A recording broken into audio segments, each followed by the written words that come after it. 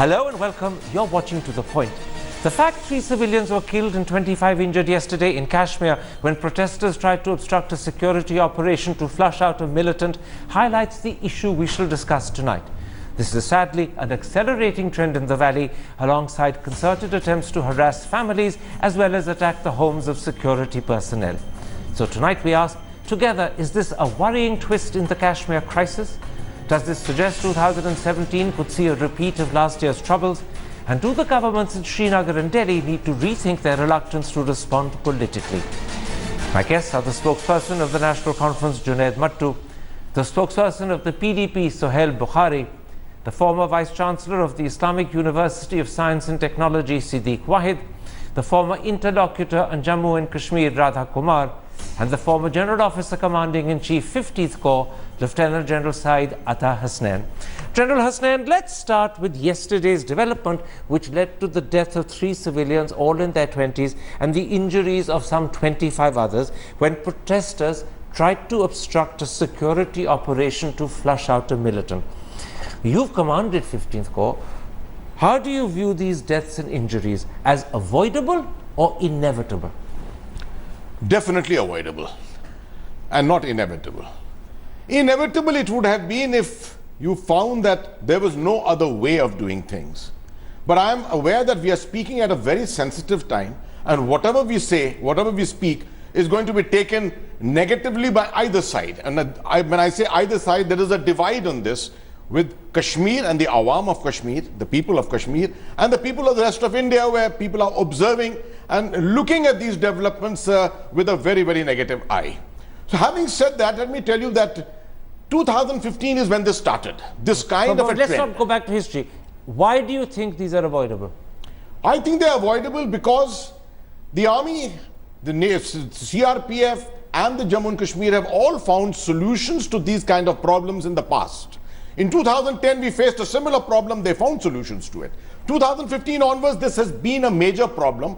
I don't think there have been enough application of mind to this. And I think the political and the military establishment needs to sit together and work out solutions to this much more than what has happened so far. When you say there hasn't been enough application of mind, are you suggesting that in fact the security services could have handled this better, could have avoided these deaths? No, I'm not saying that in any way. I'm not passing any negative comments on the security forces, because all I'm saying is that yes, there are different ways of doing it, and they've done it in the past. Warnings, arrests in time. Are those different ways better ways? Yes, they can be better ways. So this could have been better handled. What I'm trying to say is that you can have arrests of individuals. You see, this kind of a situation does not arise without leaders in the local areas coming to the fore and carrying out rabble-rousing. So you can't bring this kind of a situation without having carried out arrests of these people. Siddiq Wahid, the protesters deliberately placed themselves between the security forces and the militant in an attempt to protect the militant. And they did so despite a clear earlier warning from the army chief that if they behaved in this way, they would be treated as overground members of terror outfits.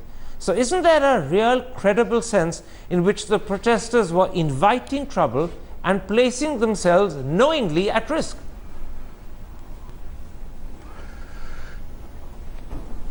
Yes, Karan, I do believe that that is the case. And I think that what we have to do is see a little bit beyond the immediate. And beyond the immediate is this, is that we've approached a situation where we are doing a zero-sum game now. You know, on the one hand, you have a government which is very clear on where it wants to go vis-a-vis India as a whole. And where it wants to go is to have a muscular religious state. You know, and I think that the reaction to that is something that you're seeing, and people are in a situation, as we saw last summer, to say that, you know, we are going to go ahead and do or die in this situation. It's scary, it's not very comfortable, but that's one element of it. So I think the other element of it is that you have an army emboldened precisely when you use the phrase do or die, you're saying these protesters were knowingly, deliberately courting death, if need be. Yes, Yes, that's certainly what it looked like last summer, and I fear that this is what it's looking like now. And I think it has to do with the situation as it is in the broad sense in the broad picture, and that is that we are I'm going to approaching stop a you there. I'll situation come to the where broad picture in a moment's everybody's time. playing a Let's zero-sum first game. focus on what happened yesterday. I promise I'll come to the broad picture, but let's go step by step. Junaid Mattu, your party president Farooq Abdullah blamed the centre and the state government for the situation. But don't the protesters share at least half the blame, because they were throwing stones at the troops? They ended up injuring perhaps 75 of them. And let's not forget, soldiers are human beings, and they will act to defend themselves when they're attacked. And secondly, these protesters deliberately defied the imposition of Section 144, which was in place in that area where the encounter was happening. So isn't there a real sense in which at least half the blame must lie with the protesters? It might sound harsh when they have died, but it is also the truth.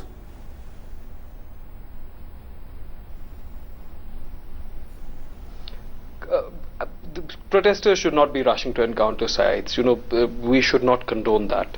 But look at the larger picture here from what Professor Wahid rightly said. Looking a little beyond in the immediate or what is happening now, we need to understand, and I disagree with General Hasnan when he says that this happened in 2010. It did not. People have started rushing to live encounter sites only recently, starting 2014. When you have young people rushing towards encounter sites, running into blaring guns, that is not a rational behavior.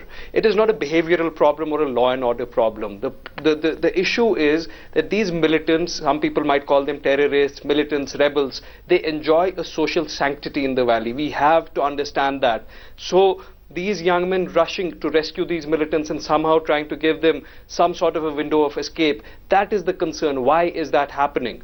That is happening because when you stop engaging politically, I'll come to the question, why is that happening, in a moment's time, because that takes us to the bigger issue, and the bigger issue is what I'm concerned with in a very major way today.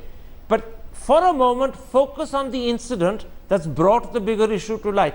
When protesters behave in what you yourself have called not a rational way and end up courting death, as Siddiq Wahid himself accepted, then at least 50% of the blame for this specific incident must be theirs. Would you accept that? You can't blame it entirely on the security forces.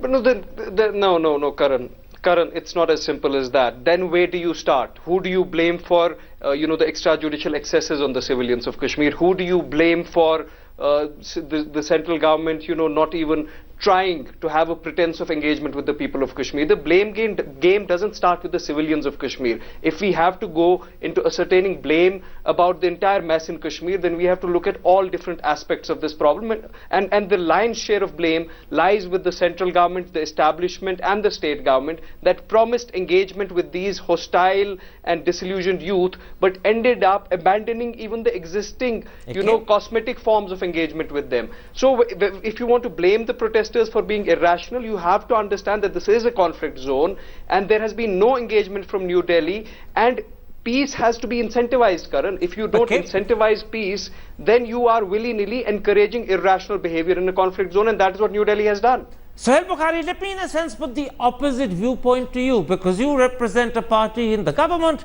The chief minister is from your party. The Hindustan Times reports that at least one of the 3 young men killed was shot in the neck. Shot in the neck. I'm repeating that on purpose. Doesn't that suggest that the police or soldiers were firing to kill rather than firing at the feet of the protesters to push them back? And if that suggestion is correct, then surely that means this was a badly handled situation.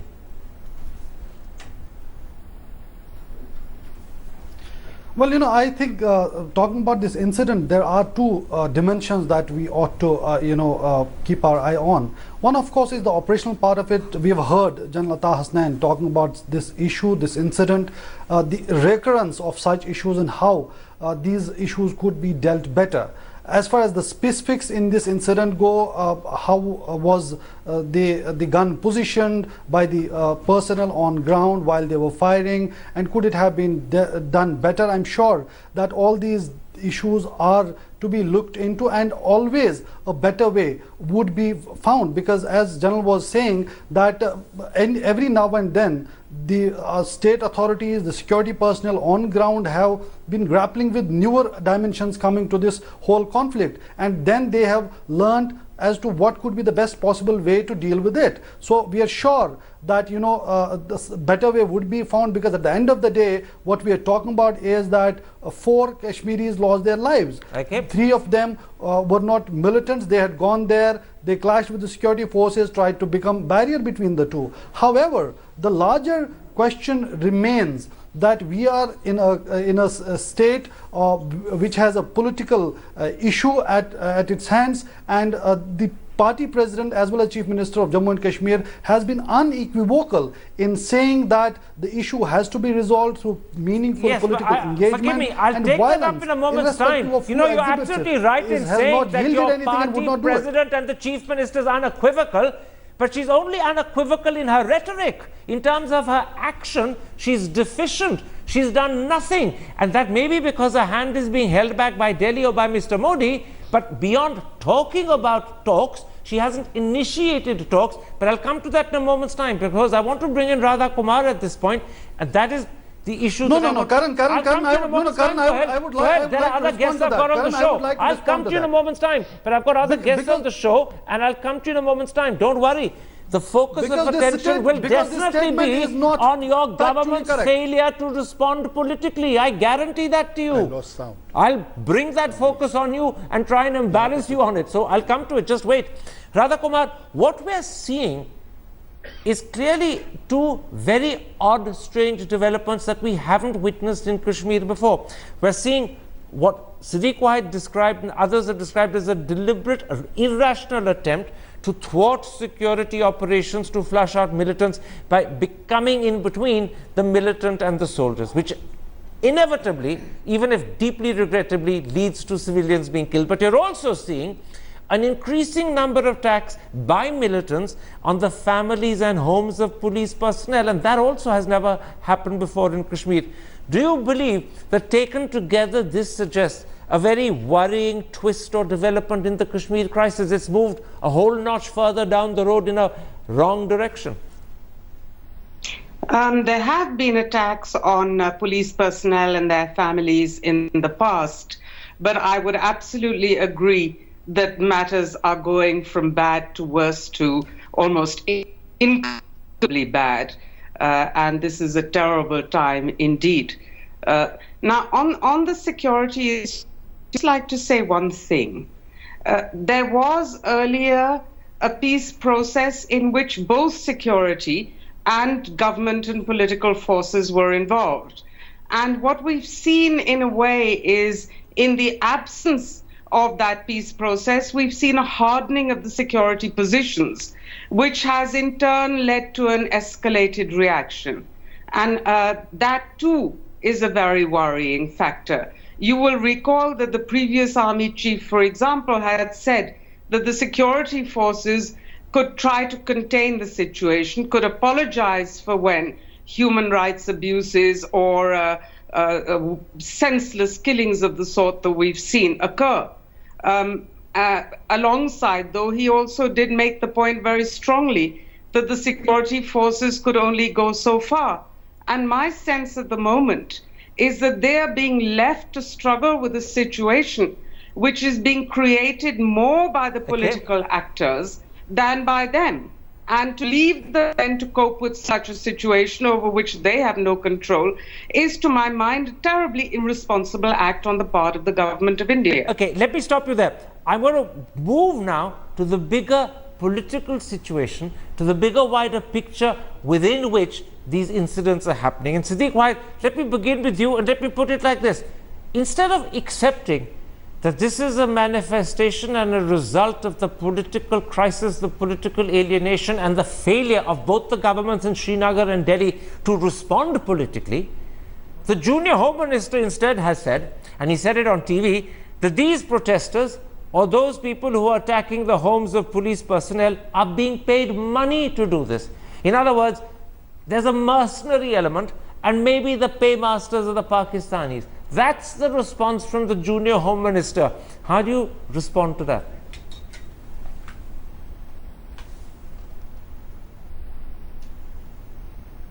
Oh, Siddiq, did you hear that question?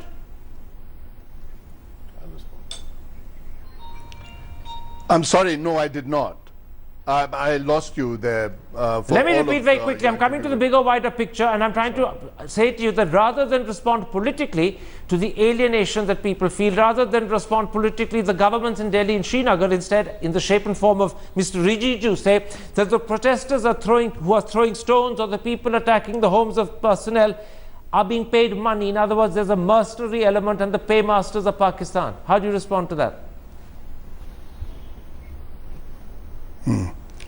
Well, but really, you know, I must say that I don't know the facts on that. The accusations fly back and forth. And, you know, and this is going to continue. I mean, there's nothing in Kashmir that is transparent in the normal sense of that word. I mean, it seems like, and especially in situations like this, you know, and accusations go back and forth, as you stated.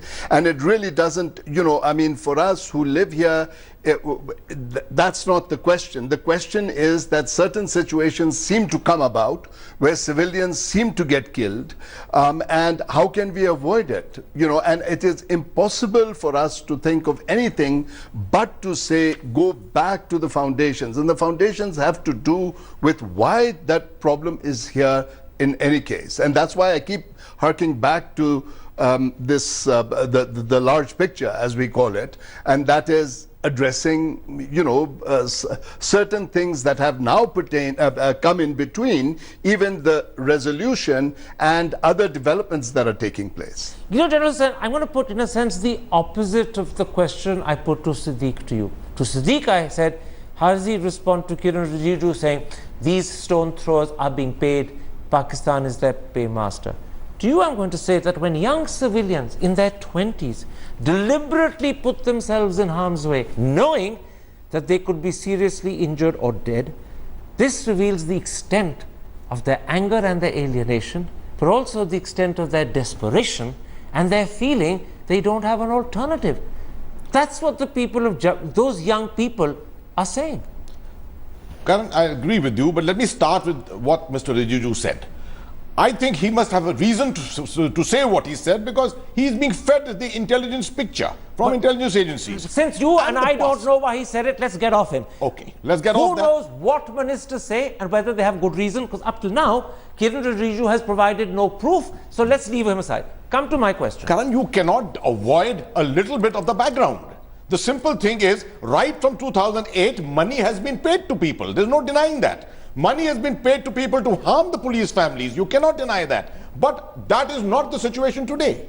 The situation is today has much greater alienation than ever before, and the anger is so evident in the streets. I entirely agree with what Mr. Sadiq Waheed is saying, that the anger is there in the streets, and therefore people are compulsorily and so easily being triggered into emotions and acts which are absolutely irrational. Is that anger being heard? Or maybe I should phrase it differently. Is it being recognized either by the Mehbooba Mufti government and much more importantly by the Modi government? Or are they blind and deaf? I think none of them are understanding the situation sufficiently, and I think not enough engagement has been done till now. Perhaps what needs to be done, and we've got very little time to do it, before the summer really unfolds, is to reach out to the people much more positively than what we have done so far. I'm going to go to Sohail Bukhari, who represents the Mehbooba Mufti government, but tell me, why do you think they're not understanding the anger?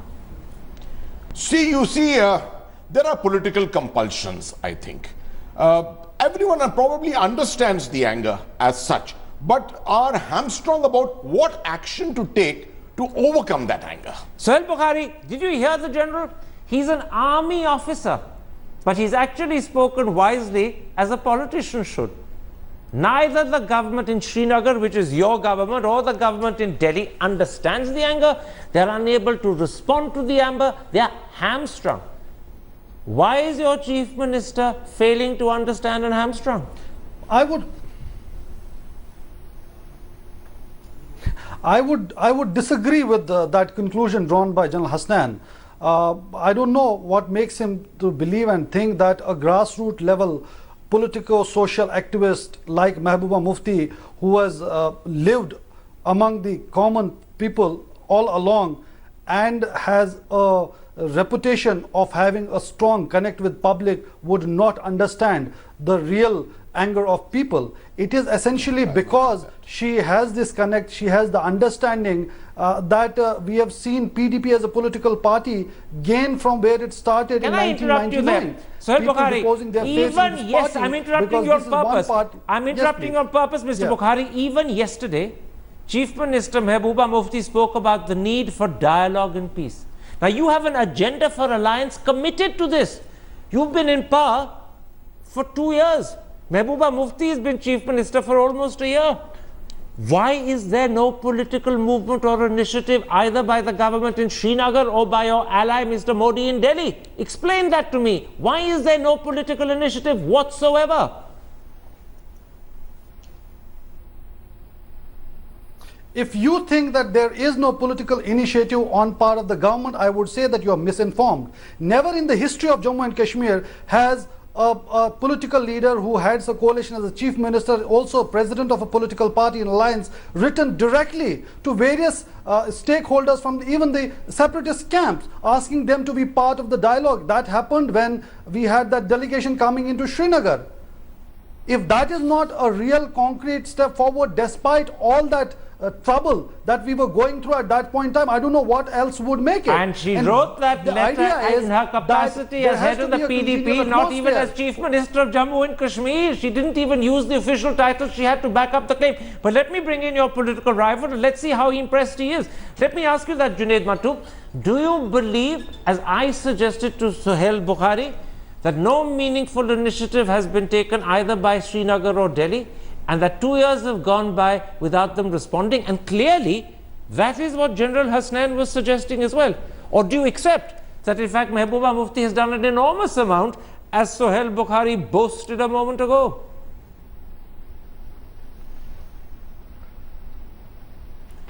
Well, I would quote PDP leaders themselves, let's not go and quote anybody else, who have categorically stated that we have failed to initiate any political engagement with the people of Kashmir. If this party wants us to believe that writing a letter on a PDP letterhead by a chief minister to stakeholder is somehow an alternative to engagement, then they're either trying to fool us or they have already succeeded in fooling themselves. They promised 3 things. They promised that they would ensure that India talks to Pakistan. That is the initiative they promised for the first that they time would taken by anyone. internally talk to Hurriyat, and that Hurriyat, Suhail, don't interrupt me. This is not a panel discussion of interruptions. They also promised that New Delhi, their ally in New Delhi, would talk to I will Hurriyat definitely conference. What interrupt has you New when Delhi you done? misrepresent Bukhari, facts. Gone this on is record not to times say now. we don't recognize the Please. Hurriyat. We will not. Carry on, Mr. Mattu. Please carry on. He has been on other channels for far too long. Sir, if New Delhi had left some space for a reversal open, then we would not be having this discussion. But New Delhi has categorically said it will not talk to Hurriyat, it will not talk about Kashmir to Pakistan, and it will treat all hostile dissenting voices in Kashmir as overground workers of terrorist organizations. A lot of these young men are ordinary young men, educated young men who rush to encounter sites because they see a rebel in that house with a gun fighting for their beliefs. If you want him to stop rushing towards those encounter sites, you have to talk to him politically. You have to talk to his representatives and give him a semblance that he is being heard. He has not been orphaned and abandoned in the system. That has not happened. And PDP is primarily responsible because for all these years they toured this line of soft separatism and filled this midway vacuum between all-out separatism and complete let's not make this a PDP versus National Conference slanging match, because then we won't have a discussion. They got a mandate let me bring in Siddique White. Siddique White, in January, Ram Madhav, who is the BJP General Secretary responsible for Kashmir, told me in an interview that efforts to engage with the Valley's society were happening secretly and behind closed doors, but he refused to reveal further details. Are you aware of these efforts, or have they failed, or has it not amounted to very much, even if it's happened? Well, I'm not aware of, I'm aware of what he said. I'm not aware of what was done. And my suspicion is that it would be very difficult for them to do this, because what they want to do is initiate talks by wanting to keep the very unpopular PDP government in place so that they can dictate to the PDP government what it is that they should do. I mean, this is not conducive to talks. This is conducive to power games. And just to, sort of in shorthand answer as to why the PDP may not be responding in the manner to the extent that it does, it is because its interest lies in staying in power. I mean, that's what politicians do. They attempt to stay in power. And this is not about power. This is about resolving a problem, a very deep problem, a very deep dispute. Let me put that to the PDP representative. The argument being made is that Mehbooba Mufti is not seriously pursuing a political initiative because she knows that would strain her alliance with Mr. Modi, and she wishes to remain in power, and at the cost of the better interest of her state, she's ensuring that a policy that keeps her as chief minister is what she follows instead. That's the accusation being made. How do you respond to it? She's put herself and her interests ahead of the state, her desire to stay in power ahead of the desire to pursue a political solution.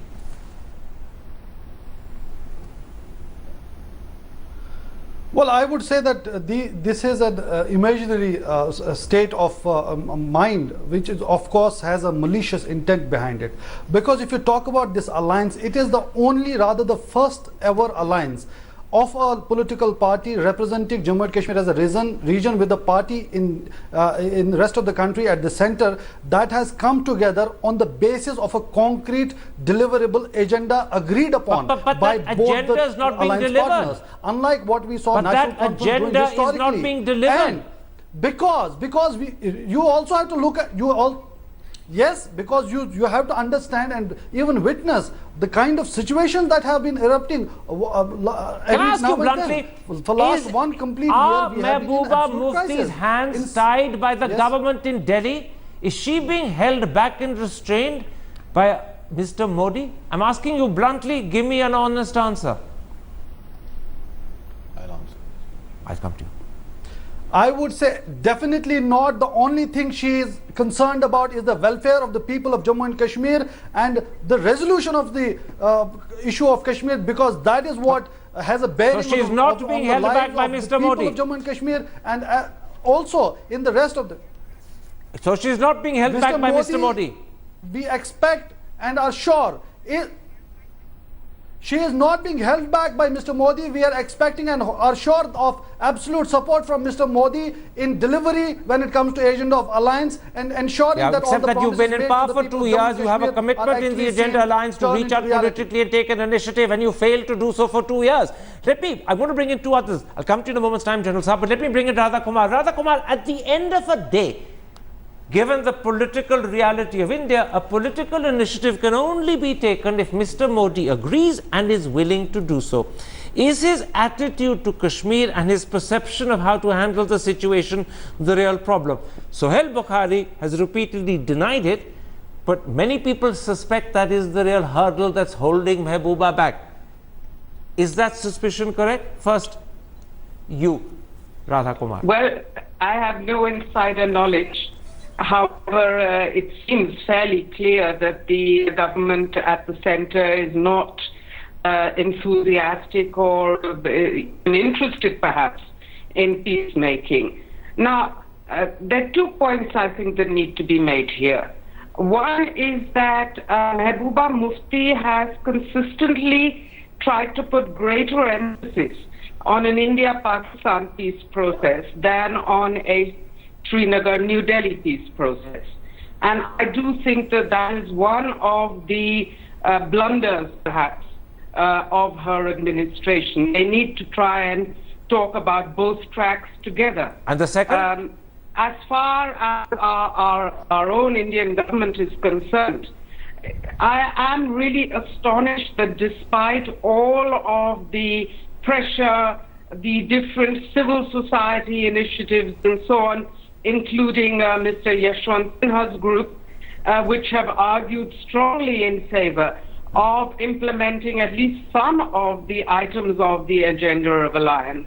There really has been absolutely no movement at all on that track. Absolutely. It's almost as if we willfully want to push the anger to a greater and greater extent. Absolutely. Given what you've just heard Radha say, what or who is the stumbling block? Is it lack of will on the part of Mehbooba Mufti? Or is it that she's being held back by Delhi? Neither, Karan. Let me try and explain this in a little different way. I think if you ask anyone who's suggesting that there should be political initiatives, you should ask that person what these political initiatives can be. I don't think there's anything which will come out from the brains of all the intellectuals who are in Delhi or in Srinagar. The situation actually on ground is, Karan, today.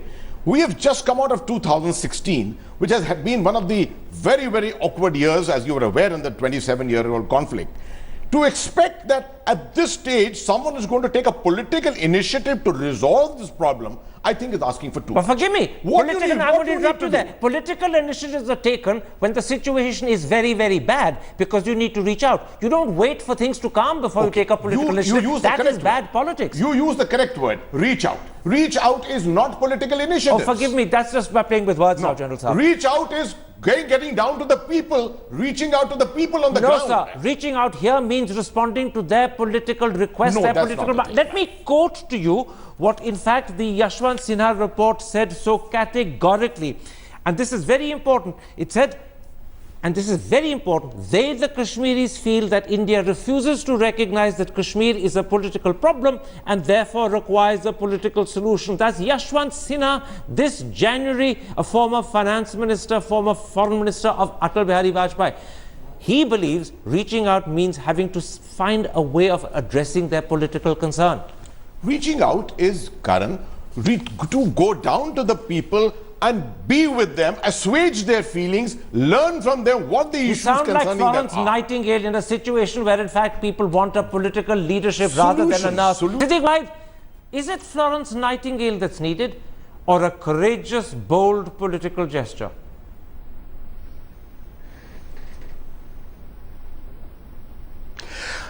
I think what is needed is a courageous, bold political gesture. And the political gesture is to actually listen and then talk with the people of Jammu and Kashmir. I don't think, and Kashmir in particular, and I don't think that there is an alternative to that at all. You know, and I think that the danger today that I sense, and I'd like to repeat what I said at the beginning, and that was that we are in a zero-sum game, is that Delhi has a very clear sense of a new India that it's looking at, and that new India is a faith-based muscular nationalism. Okay. You know, and I think that in Kashmir the idea is very much that it's the opposite direction that it would like to go. So that's one aspect of that, what I call the zero-sum game. The other is that you have a armed forces who are emboldened now because of the clarity of vision on the part of, and as any sort of army person will tell you, is that is important for the army to act. And that emboldenment came in the way of the statement of the chief of the army, who said, listen, you cannot get in our way as to what is going. And then the third scenario we have is that there's no appetite for talks. You know, Delhi definitely does not seem to have any reason to want to talk, unless, of course, there's capitulation in Kashmir taking place. Pakistan similarly seems to be biding its time because it's got its own problems. I'm talking about a political gesture from Delhi to Srinagar. Let me bring in Radha Kumar at this point. Radha Kumar, you've been an interlocutor. It was a different situation. Maybe the crisis today is even worse. What would be your advice to Mr. Modi about how he should reach out? Look, when we were appointed, we spent quite a bit of time discussing with the Prime Minister and the Home Minister the strategy that we would like to adopt. And it did combine reaching out with political initiatives in the form of, first of all, merely listening very carefully to the anger that was expressed, and then gently trying to ask what were the possible solutions that could be adopted. And one point that came out very, very strongly at that point was dialogue in itself would help slowly reach a point at which the big political gestures of working towards a resolution in concrete terms that would be permanent, would be lasting, would become possible. And therefore, my first point is that there is not a distinction between what you call Florence Nightingale on the one side and the political gesture on the other side. They have to go hand in hand. Having said that, let me also say that a considerable amount of political ground has been covered over the past 15 years. You have the working groups, you have various committees, you had our In other words, I'm interrupting you because we're short of time. In other words, because the ground has been covered so often for so many years, the government has a clear idea of what it needs to start doing and how to do it. It just has to have the courage or the conviction to do it. Can the army, who clearly don't like being repeatedly in this position, it's not good for the army and no one would say it is, can they try and convince politicians that, look, we can't forever carry on. You have to find a political solution. Can generals step in and say to the Prime Minister or to the Chief Minister, we're doing our job, but you're not doing yours? You know the situation very well, Karan. In India, the army will take orders and take the situation to the point to which it can. And thereafter, it does have the courage to lay it on the table and state what it has to state. We did it earlier. We did it in 2011. I was there myself and I took the initiatives in those days, and those were successful initiatives that were taken at that time. But those initiatives cannot work today. The alienation is much higher. Right. We need something much more. Therefore, you need greater initiatives. And I come back to the definition of initiative again. Once again, I say, you got to listen. You got to have dialogue. And in dialogue, you got to speak less and you got to listen more. And the politicians are the ones who have to go and have this dialogue. That's exactly there. They are the ones, but the ground for that can be prepared definitely by many other people. The ground can be prepared by the army and the police, the local politicians at the lower levels before the higher political leadership steps But in. eventually the higher has to step in. Ultimately, solutions have to be only found by them. Sohail Bukhari, once again, here's an army general saying, the army can do its job and it will, but at the end of the day, the politicians have to find the solution. And that means Mehbooba Mufti at the forefront. And she has to be the one to persuade Mr. Modi that we can't keep delaying. Precisely. But 2 years have gone by and she hasn't succeeded. Does she lack the capacity to tackle Mr. Modi? Many people in Kashmir say she's a cat's paw in his hands, if you'll forgive my bluntness. Well, I am pretty much on the ground. I have not heard many people, as you would quote them, saying so. But I would want to refer to what Ms. Radha Kumar had to say, that a lot of ground has already been covered vis-a-vis the activities right from the roundtable conferences that were organized by the then Prime Minister, the interlocutor groups, the working groups and whatnot. And it's now a document which has essentially come together in the form of the agenda of alliance that has been drafted and agreed upon between BJP and PDP 2 years to be ago. the viable, document which if implemented,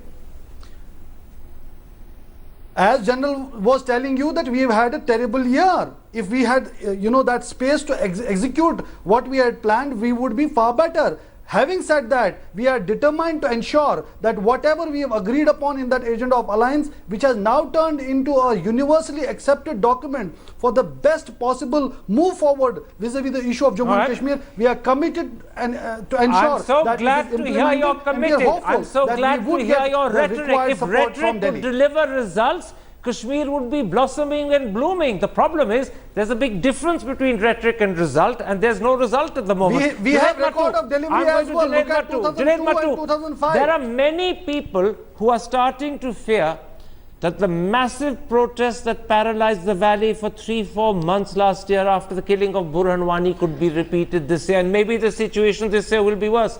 Very quickly, are you worried that Kashmir is going to see another horrible hot summer?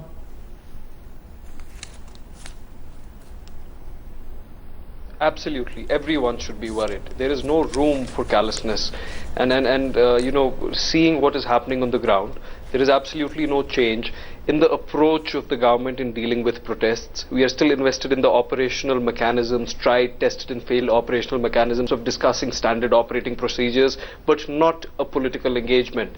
We discussed if we approach or if we need substantial we've lost political Junaid deliverance. Bhattu at that The point. problem What in a Kashmir, pity. Karan, We've is lost him. But the point he was making is that he shares the deep concern that Kashmir could see another horrible summer, and that only underlines the importance and the crying need for reaching out. A solution has to be found. Time, unfortunately, is not with us. We have to act quickly. My thanks to all my guests for joining me, and in particular, I'm grateful for General Hasnain for not speaking just as a soldier, but also speaking as a wise man who's handled Kashmir before and has accepted the army can do as much as it can, but at the end of the day, politicians have to step in. Politicians are now needed, and they have to step in. Goodbye, good night.